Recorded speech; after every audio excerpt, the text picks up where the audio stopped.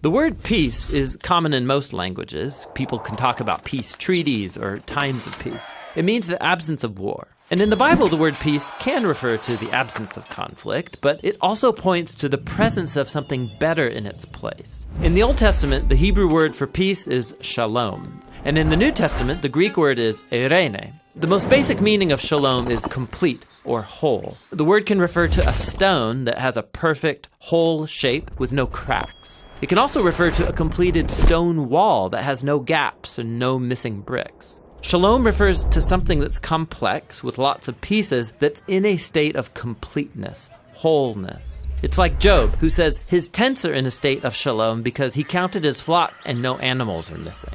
This is why shalom can refer to a person's well-being. Like when David visited his brothers on the battlefield, he asked about their shalom. The core idea is that life is complex, full of moving parts and relationships and situations, and when any of these is out of alignment or missing, your shalom breaks down. Life is no longer whole, it needs to be restored. In fact, that's the basic meaning of shalom when you use it as a verb. To bring shalom literally means to make complete or restore. So Solomon brings shalom to the unfinished temple when he completes it. Or if your animal accidentally damages your neighbor's field, you shalom them by giving them a complete repayment for their loss. You take what's missing and you restore it to wholeness. The same goes for human relationships. In the book of Proverbs, to reconcile and heal a broken relationship is to bring shalom. And when rival kingdoms make shalom in the Bible, it doesn't just mean they stop fighting, it also means they start working together for each other's benefit. This state of shalom is what Israel's kings were supposed to cultivate,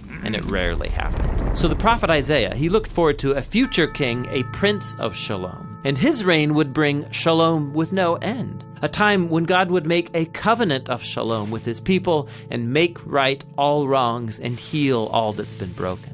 This is why Jesus' birth in the New Testament was announced as the arrival of eirene. Remember, that's the Greek word for peace. Jesus came to offer his peace to others, like when he said to his followers, "My peace I give to you all." The apostles claimed that Jesus made peace between messed up humans and God when he died and rose from the dead. The idea is that he restored to wholeness the broken relationship between humans and their creator. This is why the Apostle Paul can say Jesus himself is our eirene. He was the whole complete human that I am made to be but have failed to be. And now he gives me his life as a gift. And this means that Jesus' followers are now called to create peace. Paul instructed local churches to keep their unity through the bond of peace, which requires humility and patience and bearing with others in love. Becoming people of peace means participating in the life of Jesus, who reconciled all things in heaven and earth, restoring peace through his death and resurrection.